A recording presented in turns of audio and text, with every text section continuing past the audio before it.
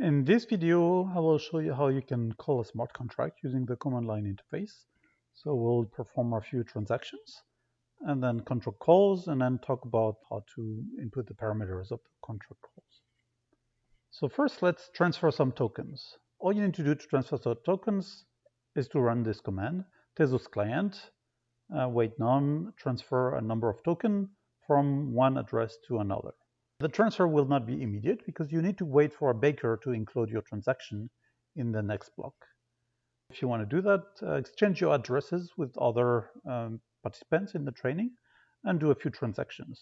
Just make sure you're not on a mainnet. And once you've done that, you can check the status and history of any account using one of the block explorers available for Tezos, as we have seen with the tzkt.io, and make sure you're on the right network. Now, if we want to call a contract, we'll use a very similar command. Calling a contract is basically performing a transaction where we transfer some tokens to the balance of the contract, which could be 0 tokens. And we also pass a parameter, and the code will be run with this value as a parameter. So here we pass a parameter that is just 5. And this parameter will define the entry point of the contract that is being called, and know what parameter we send to this entry point. All of this will be expressed as Michelson. And we will also see how we can generate the value of this parameter using a higher level language. And when the call is done, you can observe the result on the storage using a block explorer. So let's give it a try. We call this contract. Again, we need to wait for a baker to accept our transaction. So it can take a minute or two. And here we can see that we sent 2 as a parameter and our storage was updated with this new value. And since we were transferring 5 tokens, we can see that the balance of the contract has been updated. And so 5 tokens were taken from our address and added to the contract's balance. If we go check our contract on Better Call Dev, we can see that a few seconds ago, our contract was called, 5 Tez were transferred, and we can see here that the storage was changed from 5 to 2. And so here we can check the new value of the storage, which is 2. We can also look at the code of the contract, the Michelson code, which is very basic. It just replaces the storage with the parameter. And yeah, we can see all the history of transactions that have been done. So now let's say we want to call a contract where this time we have strings in the parameters. For this, you need to be careful about how you input the parameter. We used single quotes around this number. Actually, it would have worked without it, but it's a good habit to use single quotes so that when you have strings in the parameter, you can put them between double quotes inside the single quotes. So you can see here, we call a new contract where we pass a parameter that is a string, and it's put between single quotes, and inside the single quotes, the value of the parameter itself is a string, therefore we put it between double quotes.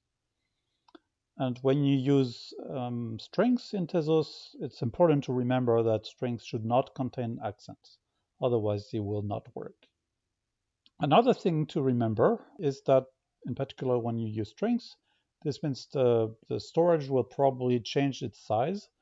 And when you change the size of the storage, either because you originate a contract for the first time and need to allocate some space, or because you call the contract in a manner that will increase the amount of space that is required for the storage, then you need to pay for the storage because it's a cost for the whole community. And since there is no specific beneficiary for these tokens that you will pay, it's the extra storage that you need to use, the extra space that you need to use on the blockchain will impact the community as a whole. So the tokens that you will pay for that will be burnt, which means they will be destroyed. So when you call a contract that is likely to increase the amount of space that you're storing, you need to add this parameter burn cap and set a value. And this value is the maximum number of Tez that you accept to burn when calling this contract. And only the Tez that you really need to burn will be burnt. So you just set a limit for this. In some cases, the limit may be higher than this. now it's your turn for you to call some smart contract. First, you will call a smart contract that takes an integer as a parameter and just replace the storage with the new value.